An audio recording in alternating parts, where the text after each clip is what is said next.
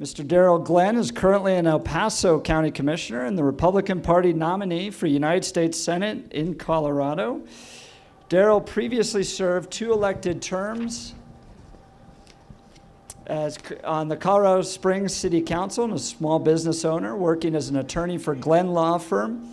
Darryl served in the Air Force with distinction for over 21 years of combined active duty and reserve military service, retiring in 2009 as a lieutenant colonel. In addition to being a lawyer, a retired Air Force officer, a small business owner, and a public servant, Darryl is a proud father of 2 daughters, Kristy and Ashley. He is a member of the Colorado and El Paso County Bar Associations, a former PTA president, and an active member of New Life Church in Colorado Springs. Darryl Glenn beat out 4 other challengers in the Republican primary to become the Colorado Republican nominee for U.S. Senate. Please join me in welcoming Mr. Darryl Glenn.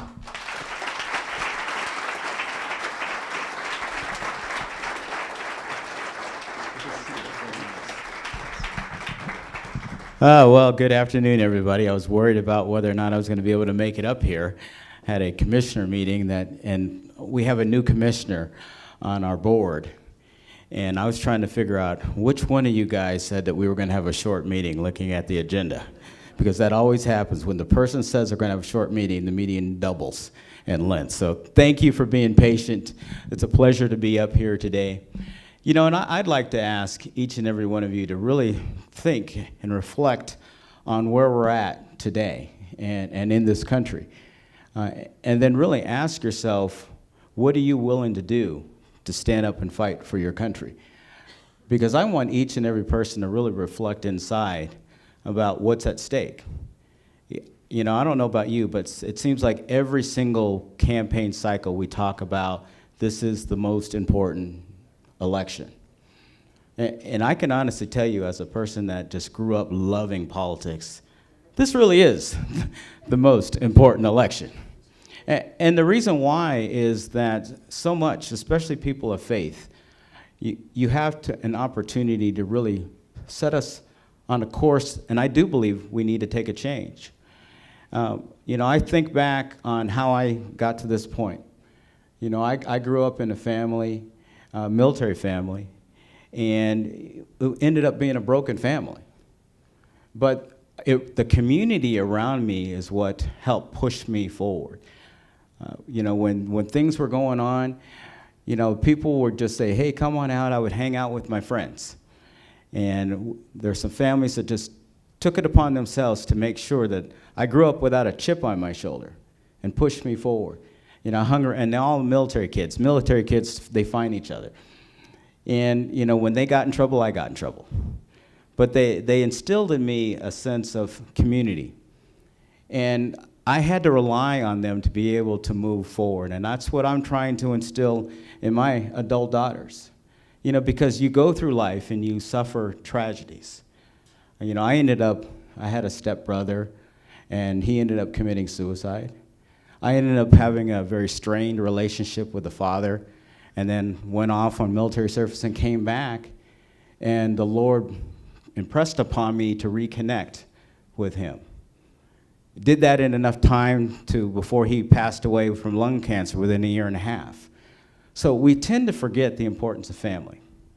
And I'm trying to get people to understand that we're all family. It doesn't matter who we are, what we look like, that when you start thinking about the things that we need to do going forward to make sure that we put a pathway forward for that next generation, we need to really embrace one another. You know, my biggest concern is, you know, in campaign season, you know, the tone of the campaign that's out there. It's so negative.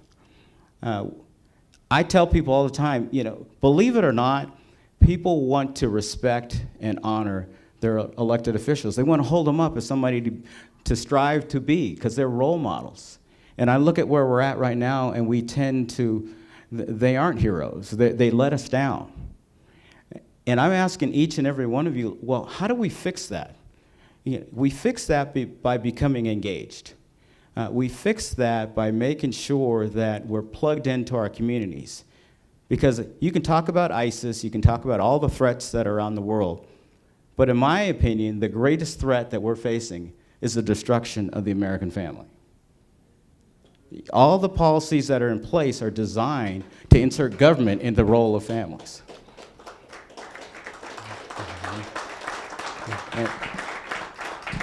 And I'm especially hard on men.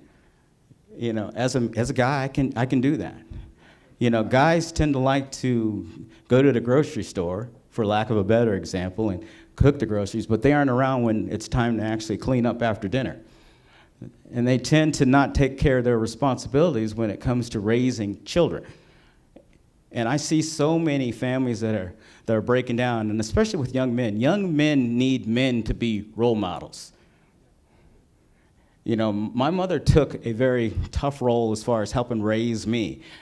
But you still have to have, as a man, you have to have a man teach you how to be a man. And I can tell you, as a father of adult children, daughters need men to step up and to be men so that they know how the proper way to be treated. And that's something that I think it's extremely important. And we need to be able to make sure that we are shining a light on that. And that's where people of faith, I'm counting on each and every one of you to make sure that we're growing that generation, that we're becoming families. Because this is a great country. We have great opportunities. And the legacy that we're leaving forward is extremely important.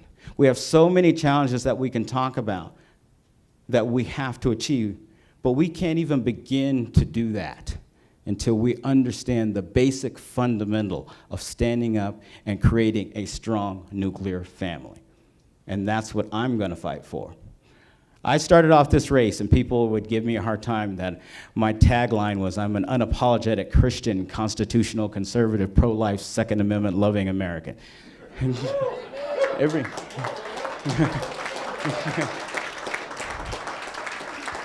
Every consultant out there was like, why are you doing that? Don't you realize that you are completely alienating everybody? And I said, the reason why I'm not doing that to push my beliefs or faiths or anybody like that on there. I'm doing that because we live in a country, we have a First Amendment right to be able to boldly proclaim who and what we are. I'm doing that to empower each and every one of you to understand how important it is to realize you're living in America and to realize that that's at risk and to understand that you should be proud that we've lived under a current administration that has been suppressing that First Amendment right.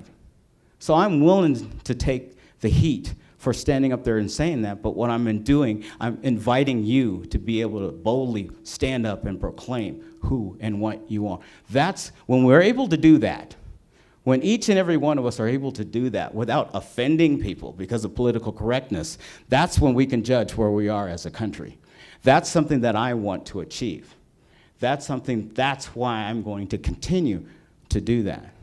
So you're going to hear me say that. You're going to see a lot of things on the campaign trails. We're making great strides. We are very committed to running the race the right way because I believe it's important for each and every one of us to recognize our place and time, to be able to go out there and talk to people. I started this campaign early. I went 15 months early. People were like, why are you starting so early? And I told them, because I want to drive around in my bright red, environmentally friendly Hummer across this great state. But I wanted to take the opportunity to talk to people. I want people to be able to look me in the eyes and have that conversation and feel their pain. Because when you actually do that and you ask that why question, people will actually do a wonderful thing when you talk to them. They talk back. You know, what a concept. You know, universally across the state, people have told me that elected officials have been letting them down. And what's lacking is it's a lack of trust. And it's a state of unbelief. It's recognizing that people of faith, they put their heart and soul behind a particular purpose, and they're continuing to be let down. We have to realize that that's an issue with a lot of people, especially during this election cycle. We also have to understand that there's a lack of trust because people are put in office and they promise one thing, and then they go there and they get pulled into the back room and they get threatened with their community assignments and threatened with being primaried, and then they basically start listening to special interest groups and party leadership instead of the very people that put them there. So those are the two main obstacles that we have to understand as a country, that there's a lack of trust and there's a lack of unbelief.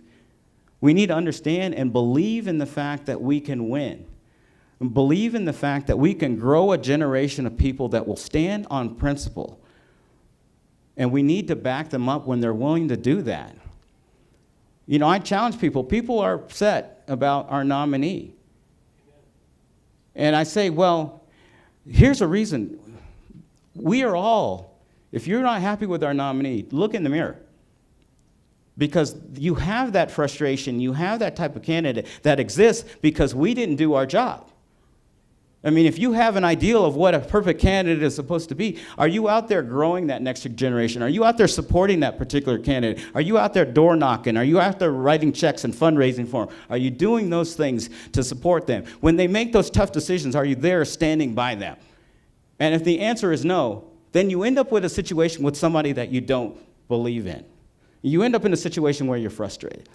So I'm trying to tell people, I'm not lecturing right now, but I understand we all have to take ownership in our form of government. And it's not going to improve until each and every one of us are engaged. Each and every one of us understand the importance of what's at stake. That's what I'm trying to emphasize. That's what this race is about. It's about my kids. It's about your kids. It's about that next generation. It's about reestablishing trust, reestablishing that belief that we can win, belief in a greater power, belief in the fact that we can come together and be a great country.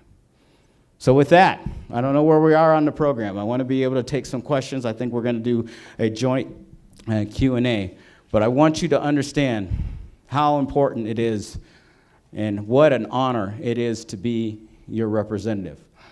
You know, people, when they think about Colorado and they look outside of Colorado, we tend to have this negative reputation that we're too religious and that we're too conservative in some aspects and that we're intolerant. I'm trying to tell you, you're standing here and you're looking at a person that came from a military family, a broken family that had so many obstacles to overcome. And people said there was no way I was going to be able to be here, that there was no way you can raise money. And there was no way you can beat 10 people at the county assembly. There was no way you could win at the primary with 2 people that had millions of dollars to put in a race. And I tell you, I'm here because of each and every one of you. I'm telling you, I'm here because I'm going to fight for each and every one of you. I'm going to leave it on the battlefield, ladies and gentlemen. We're going to win this election.